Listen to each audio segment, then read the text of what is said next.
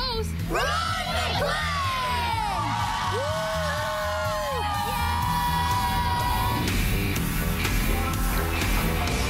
Big thank you to the Vancouver Spirits. Pee-wees, 11 and 12 years old. They've played 19 games this year, have lost only 2 of them, and they watched last night, I'm sure.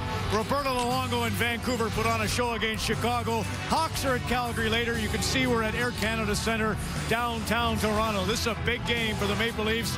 They're having a fine young season, but now it's Boston, their nemesis. Last year, the Bruins beat them 6-0. This is the first of 4 this year.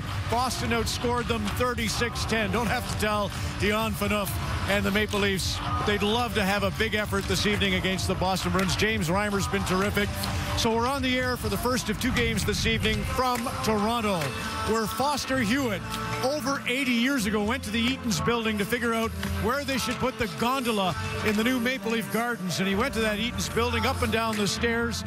He'd walk the steps and look down at the street at every floor. And on the 5th floor, he realized he could identify traits. And that's when he made the decision. 5 floors up is perfect to call the game. Jim Houston, hope you agree. You and Craig are getting ready. And obviously it was from the gondola that we found we had the best seat in the house, this mysterious, magical place that made Saturday night the most exciting night of the year and of the week. Now, soon, Brian McFarlane was working with Foster Hewitt on the catwalk just outside the gondola, which is kind of where I'm situated in section 306. There you see Brian. He would have Foster for the 3-star selection, and Brian McFarlane had to have a tough skin because the fans down here would yell up, "Hey, McFarlane, jump!" Or they would say, "Brian, you're the reason I come to the games, so I don't have to listen to you anymore." Brian handled it for 17 years, going strong, still skating at the age of, well, I won't say, Brian, 3 times a week. Love you. Let's get over to Studio 42 and Elliot Friedman to set up this big matchup between the Bruins and the Leafs. Elliot. Well, Ron, in the age of Twitter, the comments haven't become any nicer to broadcasters, whether you're in the building or you're not. That's certainly true. A bit more room in here with PJ Stock and Kevin Weeks. Glenn Healy. Fantastic. His presence is here, though. He is between the benches for tonight's broadcast. Ron, Kevin mentioned how much the Bruins owned the Maple Leafs last year. John Madden always hated saying this is a statement game or a must-win game because if you lose it, what do you do next? But this is being seen as a statement game for Toronto. Absolutely, and a little bit different in football with, 14-game schedule, 16-game schedule than what you have in the National Hockey League. Typically an 82-game schedule.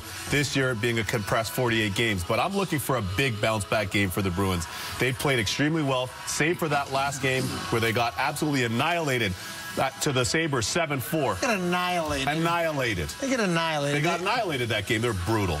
They didn't play as well as they played all season long. You know what? This is, I think, Toronto is in a little bit of a tough spot here. I think because of what you're thinking that they got annihilated, they're really looking for a bounce-back game from Boston. And Boston's been there. They've done that. And they've had players that have been in this situation before.